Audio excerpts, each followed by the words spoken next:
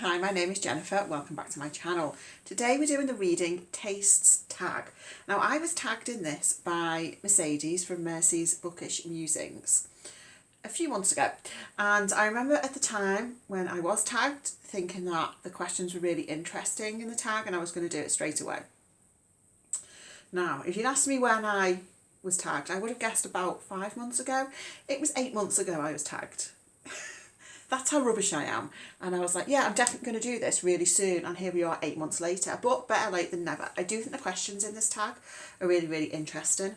We're just going to dive into it. Question 1 is describe your reading taste in one sentence. I asked my girlfriend how she would describe my reading taste in one sentence. And she used one word and one word alone, and I knew what she was going to say as well. And the word that she chose to describe my reading taste was murdery. And, you know, she's not wrong. I do have a lot of books that are murder this and death this and kill that. But I do think my taste is somewhat broader than just murdery. Anyway, the sentence I've come up with is plot-driven fiction featuring unlikable characters told from a first-person perspective. So to delve into that a little bit more, if we had to choose between, like, do you prefer plot, character or writing, I would always go for plot over the other two, which I don't know if that's maybe a little bit unusual. I feel like a lot of people would maybe go for character, but first and foremost, I'm a plot-driven reader. I think that's partly from my love of mystery books. That is my first love. And they, for me, are all about the plot. Obviously, I want interesting characters and decent writing, but I love a good plot. First-person perspective is always my preference. I do like, you know, third person sometimes, but I think with first person, obviously, there's just a greater connection. You feel more connected to that character, and it's really interesting to be in someone's head, particularly if they are also an unlikable character. I like unlikable characters. I like unreliable characters. I just think they are much more interesting to read about. And also from a plot point of view, I feel like you never quite know who you can trust or where things are going to go. So I think that sort of summarises my reading taste quite well. Question 2 is describe your reading taste with categories such as genre, age, length, etc. So in terms of my reading taste, as I say, my first true love is mystery books. That comes from, like, as a child reading stuff like Secret Seven. I got into reading Agatha Christie when I was quite young as a child. Murder mysteries are just what I really enjoy reading. I like the puzzle element of it. And I like there's a certain comfort I get from reading murder mystery, particularly sort of like golden age crime fiction, where to a certain extent it can be kind of formulaic, but you know what you're going to get.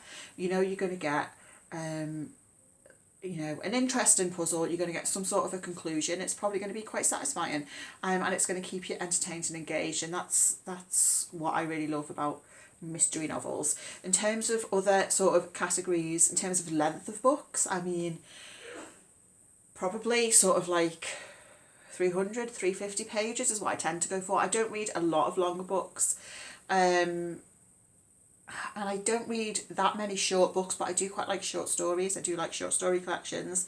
I like short stories as something to dip in and out of, as a palate cleanser between reading novels. In terms of other things, so age, does age mean age of publication, do we think? So if we're talking about age of publication, I mean I read a reasonable amount of contemporary stuff. I follow like the Booker Prize, the Women's Prize, from reading like stuff that's recently published.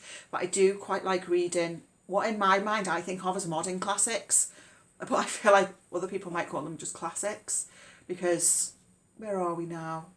Yes, I mean stuff from like I don't know, say within the last 100 years, because I feel like a classic is like older than like 1910 to me. But anyway, so I like reading sort of older books, backlisted books, sort of classic, modern classics is what I would say. Age, so in terms of, I like adult fiction. I do read some YA. The YA that I do read tends to be queer, and I think that's partly because that wasn't really a thing when I was younger. Queer YA, I really don't think that even existed, so I do quite like reading that now as well. Other things I do like a bit of horror. I like stuff that is unsettling. I like stuff that is uneasy, that has a creeping sort of slow sense of dread. That's something else I really, really like. I do quite like some historical fiction, in particular if there are also some like mystery elements within that. You know, so it's like some of Sarah Waters' books, for example, like Fingersmith, Affinity.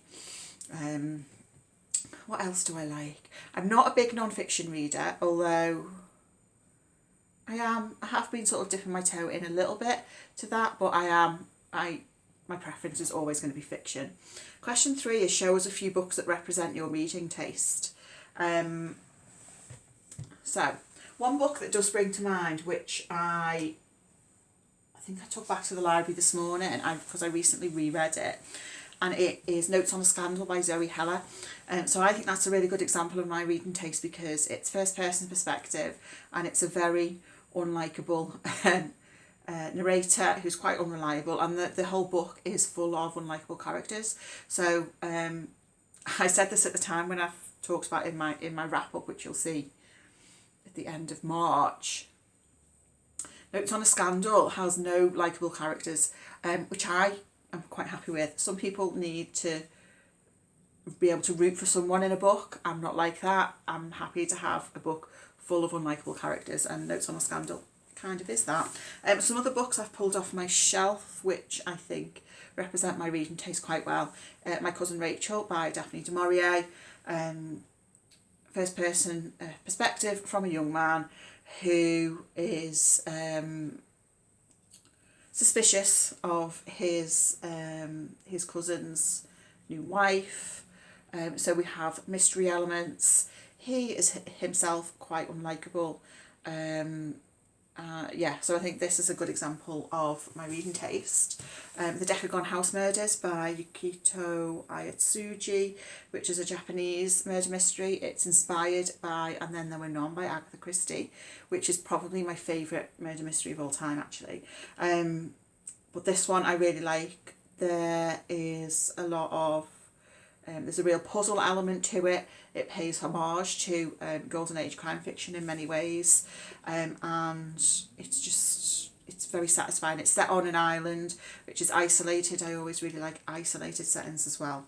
So yeah, that's another one. Salt Slow by Julia Armfield is one that I really like. This is a short story collection. Julia Armfield also wrote Our Wives Under the Sea, which I really like, and she has a new book coming out in the next few months, which I'm so excited for. Anyway, Salt Slow is short stories, sort of horror, and it has that sort of slow creeping dread type horror that I really like.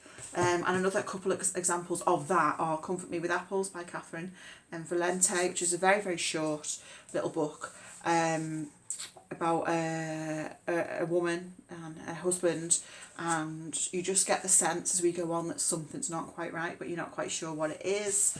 Another author that does that really well, I think, is Ian Reid. This is Foe, that I read last year, again, about a married couple, and you get that sense that something is off, something is not right, and obviously you find out what that is as you go through the book.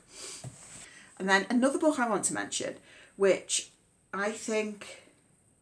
So this is a book I read last year, and I did mention it in my book awards video, which I'll link down below. It's a book that I really wasn't sure if I was going to like or not. I was almost going into it preparing for it to be a DNF. And I turned out to really, really like it. But thinking about it, I probably shouldn't have been that surprised, because that sentence I came up with at the start in terms of my reading taste in one sentence, plot-driven fiction featuring unlikable characters told from a first-person perspective. This book, in many ways, sums that up, because other things I really enjoy is some queerness and some plot twists. So The book is The Shards by Bret Easton Ellis. I was not expecting to like it purely because it was Bret Easton Ellis, who I hadn't read from before, but he, of course, wrote American Psycho, which I imagine is far too disturbing for me to read. But The Shards is, it has a self-insertion of the author, so it's a character called Bret, he is looking back on his time at college with his friends. There was a serial killer stalking the neighbourhood. There is queerness, it sort of plays around with narration a little bit. There's mystery. It's a lot of stuff that I really like. So yeah, I really enjoyed The Shards, even though I wasn't sort of expecting to, but I do think that is almost, it's like if I said to someone, these are all the things I like in a book, write me that book. I feel like that's what The Shards was. So there we go. Question 4, a book you didn't enjoy that seems like it would be to your taste. So I'm going to say Devotion by Hannah Kent, which I picked up when it was published 2-3 years ago now. I thought I was going to really like Devotion. Firstly, I had read Hannah Kent before. I read Burial Rites and really enjoyed it. Devotion is sapphic. I thought that was going to go in its favour. Based on other people's reviews of it as well, and the extent to which my taste aligns with theirs, I thought I was really going to like it. And it goes in some unexpected directions, shall we say, which is the kind of thing I do really like, but it just didn't work for me. I think I read about half of it. I found it a bit difficult to keep track of the characters, and also it is set at sea, which I don't know why. I don't always dislike books set at sea, but there's something about it that doesn't generally appeal to me. So yeah, Devotion was, it was a shame because I was expecting to really like it. Question 5 is a book you enjoyed that didn't seem like it would be to your taste. So my answer for this one is A Passage North by Anouk Arudpragasam. So I read this a few years ago when it was on the Booker shortlist. It has very little plot. The writing is beautiful and nothing much happens. So it really doesn't sound like the kind of thing I would like, but I absolutely loved it. It's one man on a train journey through Sri Lanka, and the book is basically just like the length of the train journey. He's going to a funeral, and we have him sort of thinking about the events that have led up to this point, really. The writing is incredible, I think. Very sort of lyrical, a lovely sort of rhythm to the writing. But yeah, it doesn't sound like it's going to be my thing because I am not someone who is usually like into beautiful writing. That's just not something that I look for or really find appealing very often. Very little plot, which is not something I usually like, but I thought A Passage North was incredible, and I did read, one moment, I did also then read The Story of a Brief Marriage by the same author, and again similarly wonderful writing, not super plotty, but I absolutely love this one as well. Question 6 is show us some books on your TBR that seem like they will be exactly your taste. I picked up 4 from my shelves.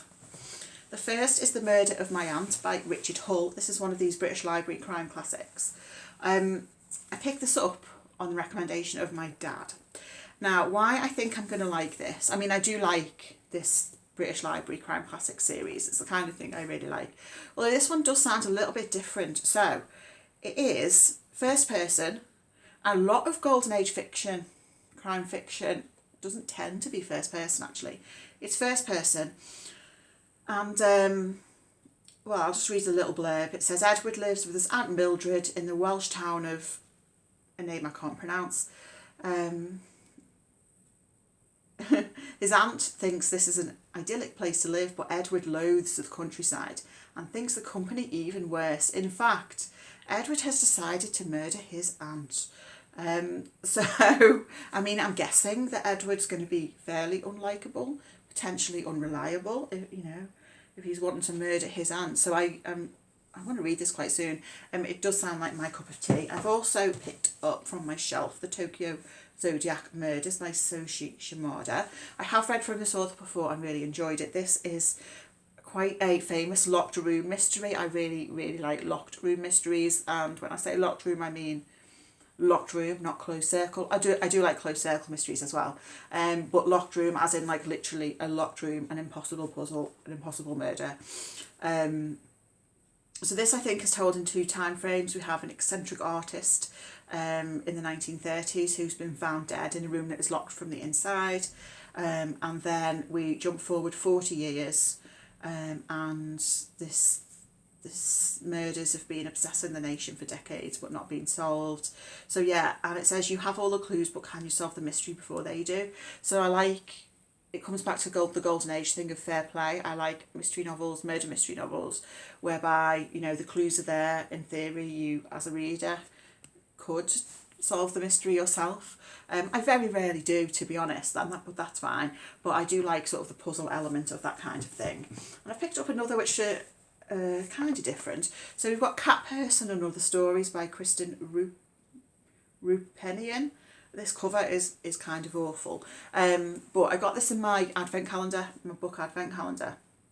These are short stories about women, and I think they are, well, it says, these are stories to make you feel fascinated but repelled, scared but delighted, revolted but aroused. So, I mean, I don't know, it sounds like it's going to be weird, and I think it's going to be my kind of thing. And another one I've picked up is Tentacle by Rita Indiana. So this, I think, is a bit sci-fi. It's post-apocalyptic. We've got someone travelling back in time to try to save humanity. Those aspects in themselves aren't necessarily my usual reading taste, but it's described as sort of looking at climate change, technology, Yoruba ritual, queer politics, poverty, sex, colonialism, and contemporary art. It's described as punk and lyrical. It kind of sounds wild, and it could be. I think it could be the kind of thing that I really, really like. Hopefully. Question 7, is a booktuber you watch who has similar taste to you? So this is kind of tricky because I feel like a lot of booktubers I watch have somewhat similar taste in that our reading tastes overlap in some way. The opposite question would actually be much easier to answer in terms of a booktuber who has the opposite taste to me. That would, of course, be Gemma from Gem of Books, who I love, but we have very opposite tastes. So basically, if Gemma loves a book, gives it 5 stars, I'm almost guaranteed to hate it.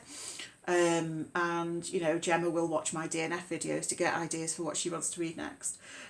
We have very, very different tastes. But a YouTuber who I think has broadly similar tastes, I think Alice from Alice and the Giant Bookshelf has somewhat similar tastes in terms of crime fiction, mystery fiction. I know Alice loves Agatha Christie, in particular Hercule Poirot, as do I. Probably Melinda from A Web of Stories. I think we have some similar tastes, again, in terms of mysteries. I think, who else? I think maybe Jen the Librarian, certainly in terms of the queer fiction that we both read, we probably overlap in some ways there as well. But yeah, I think it's difficult to find someone who has exactly this. I mean, I don't really know what my taste is because, to be fair, there's books I pick up that I think I'm going to love and I DNF them. There's books I pick up by authors that I've loved before that I just then DNF. So I don't even know what my own taste is half the time. The final question, question 8, is have you always had this taste in books or has it changed over time? So I've always loved mystery books, as we've said. I would say that my taste has probably broadened over time and I sort of try out more things nowadays. I think that's largely down to being more aware of what is out there. And so that's partly because of YouTube, because of watching booktubers and getting recommendations. When I think back to, certainly when I think back to being a child, I've always been a very big reader. But I remember a time before the internet. So, like, and I used the library all the time, as I still do. But you'd go to the library and you'd pick from what the books are there. So I had no idea of any new releases. I didn't, like, as I do nowadays, search the library catalogue to see if there's books I can get from other libraries in the area that I can get sent to my library. It was literally just go in the library and see what's there. So I think, the internet has really allowed me to broaden my reading taste. I'm much more aware of what's being published. As I say, I do follow some of the bigger book prizes. And yeah, I probably think, certainly as a child, I reread a lot. Like I had my favourite books and I would reread them. I do still really enjoy rereading. But I think because I am so happy to DNF, it means that I do give lots of different books a go. And if I'm not into it, I'll just DNF it and I'll move on. So yeah, I think my taste has broadened probably a little bit. And there's things that I'm sort of dipping my toe in a bit more now, like a little bit of classics, trying a little bit more sci-fi, different things like that. But at its heart, I still sort of like the same like genre fiction and stuff that I've always enjoyed. So that's the tag. I'm not going to tag anyone because I think this is quite an old tag. I don't know who's done it. I don't know. If you want to do it, feel free to consider yourself tagged. So let me know you're going to do it so I can make sure to watch your video. Thank you for watching. I hope you're well and I'll speak to you again very soon. Bye.